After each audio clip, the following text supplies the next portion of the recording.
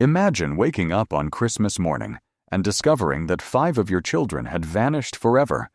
No bodies, no witnesses, no answers. More than 80 years later, one haunting question still refuses to die. What really happened to the Sodder children? On Christmas Eve, 1945, the Sodder family settled into their home near Fayetteville, West Virginia. It should have been a peaceful holiday night. The house was filled with excitement, laughter, and the anticipation of Christmas morning. George and Jenny Sodder, immigrants who had built a successful life in America, tucked their children into bed and expected nothing more than an ordinary night. But shortly after midnight, strange events began to unfold. Jenny was awakened by a telephone call. The voice on the other end belonged to a woman she didn't recognize. She could hear laughter and clinking glasses in the background. It sounded like a party. The caller asked for someone Jenny had never heard of. Confused, she hung up and returned to bed. As she walked through the house, she noticed lights still on and curtains left open. Some of the younger children had fallen asleep downstairs. She turned off the lights, locked the doors, and went back to sleep. Less than an hour later, a loud noise shattered the silence. Jenny heard what sounded like an object striking the roof. Moments later, another heavy thud echoed through the darkness. The noises were unsettling, but the house seemed calm. She drifted back to sleep, unaware that disaster was already beginning. Around 1 o'clock in the morning, the Sodder home erupted into flames. George and Jenny woke to smoke and fire spreading rapidly through the house. Panic exploded as they rushed to save their children. 4 of them managed to escape, but 5 remained trapped inside. Maurice, Martha, Louis, Jenny, and Betty. Their bedrooms were located in the section of the house now consumed by an inferno. George desperately tried to reach them. He raced outside and attempted to climb to the upper floor using a ladder that was always kept against the house. But the ladder was gone. He ran toward his coal trucks, hoping to drive one close enough to climb onto the roof. Strangely, both vehicles refused to start, despite working perfectly the day before. Every possible rescue attempt seemed to fail. Neighbors saw the flames and rushed to help. Someone attempted to call the fire department, but even that effort encountered delays. The local phone operator could not immediately connect the call. Valuable minutes slipped away. By the time firefighters arrived, the house had collapsed into smoldering ruins. The official investigation concluded that the 5 missing children had died in the fire. It appeared to be a tragic accident. Yet almost immediately, troubling questions emerged. When investigators examined the remains, they found something unexpected.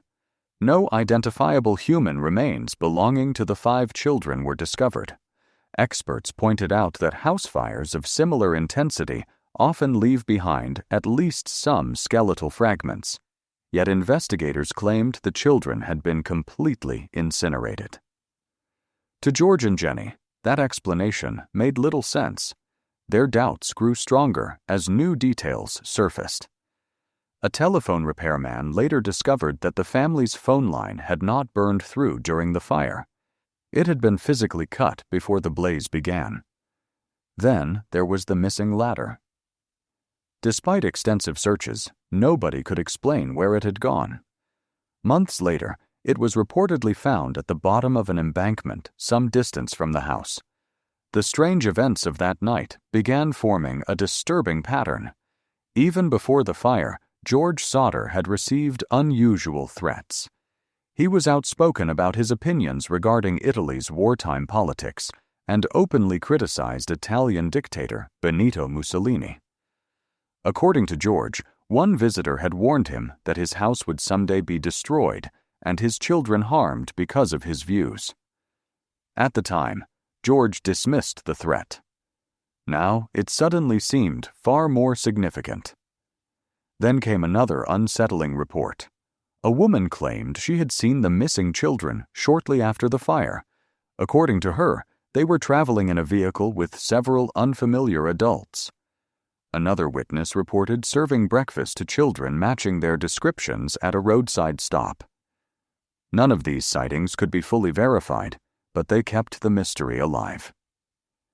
George and Jenny refused to accept the official explanation.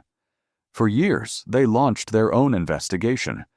They distributed flyers, offered rewards, hired private investigators, and followed every lead they could find. Their search became an obsession fueled by hope and heartbreak. Then, in 1968, something extraordinary arrived in the mail. A photograph. The image showed a young man who appeared remarkably similar to Louis Sodder, one of the missing children. On the back was a cryptic message suggesting he was alive. There was no return address, no explanation, no way to trace the sender. For the Sodder family, it was enough to reignite decades of belief. George and Jenny spent the rest of their lives searching for answers. They erected a massive billboard along a highway displaying the faces of their missing children. The sign became a local landmark and a constant reminder that the case remained unsolved.